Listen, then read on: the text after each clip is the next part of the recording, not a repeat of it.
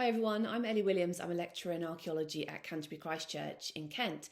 And in the next 5 minutes, I'm going to give you a speed introduction to our project Finding Eanswythe. Now, this was an HLF-funded community research and engagement project, which over several years we explored the life and afterlife of Folkestone's patron saint, the 7th century Eanswythe. And this project culminated in January 2020 with the study of what we hoped were the remains, the skeletal remains of Eanswythe herself, which were contained within a lead casket in the church of St Mary and St Eanswythe. This is the very heart of historic Folkestone. And this image here is right at the end of our project after we've announced the findings from that study. So who was she? Who was Eanswythe? Well, very little is actually known about her, but the 10th century Kentish royal legend and the 11th century lives of the Kentish royal saints, but likely based on much earlier material, state that Eanswythe was the daughter of King Eadbald and his Frankish queen Emma, and that Eanswythe lies or rests at Folkestone, in the minster that she founded. But despite the little recorded history, she does have this really rich afterlife in Folkestone. You can see her in the art, the celebration, even traced through the landscape. Here we have St Eanswythe's watercourse that flows from the downs through to the historic centre of Folkestone. But nothing's actually recorded about her death, and during the dissolution of the monasteries, other known Kentish royal tombs were destroyed. So, in 1885, when workmen found skeletal remains hidden in a crumpled lead casket within the north wall of the church, as you can imagine, there was a huge amount of excitement from the then vicar, Matthew Woodward, and the people of Folkestone. And even the New York Times reported it, and here we have an extract from that 1885 article.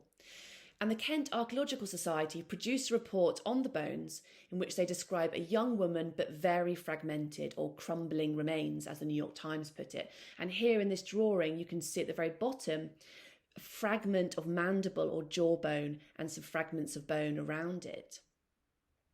And the vicar proclaimed, "Naturally, it at once occurs to us that the bones in the reliquary may be those of the royal lady of saintly fame, whom Folkestone has ever delighted to honour." So we then felt hugely privileged coming back over 100 years later to have a look at these remains again. And by January 2020, we had the necessary permissions in place. We had funding and support from the church and from Folkestone Museum. So we set up a temporary laboratory within the church itself. And for a few really cold days, our team analysed the casket, recorded it, the skeletal remains. And importantly, one of our key functions there was also to assess what conservation work was going to be needed going forwards.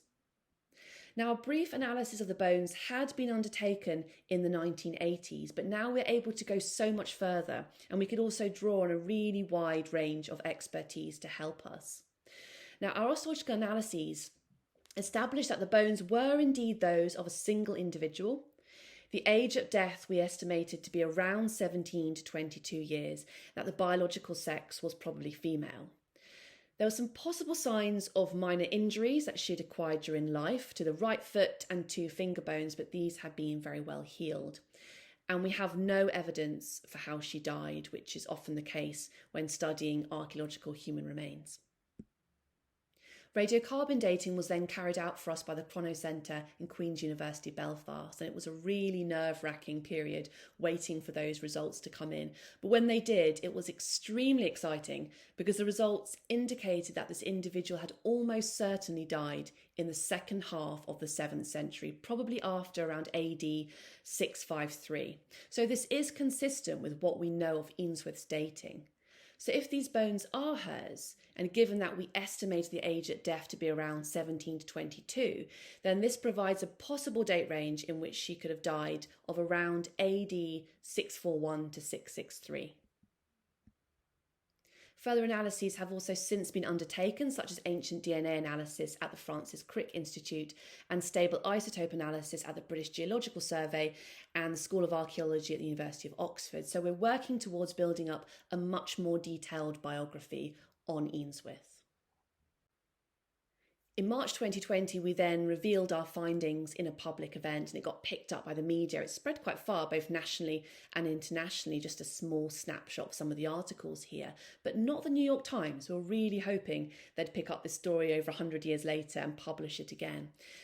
Unfortunately, though, the timing couldn't have been any worse. So, a few days after we had our great reveal and we started building up some momentum in the press, we then went into lockdown. So, unfortunately, we lost some of that momentum. However, we did keep busy. And if you want to find out more about this project, then we've produced a project booklet, Finding Eanswythe, the Life and Afterlife of an Anglo-Saxon Saint. And British Archaeology also did a really nice feature of this project back in 2020. And we really hope that we'll be able to reveal much more about the life and afterlife of Eanswythe as we continue our research. Thanks very much for listening.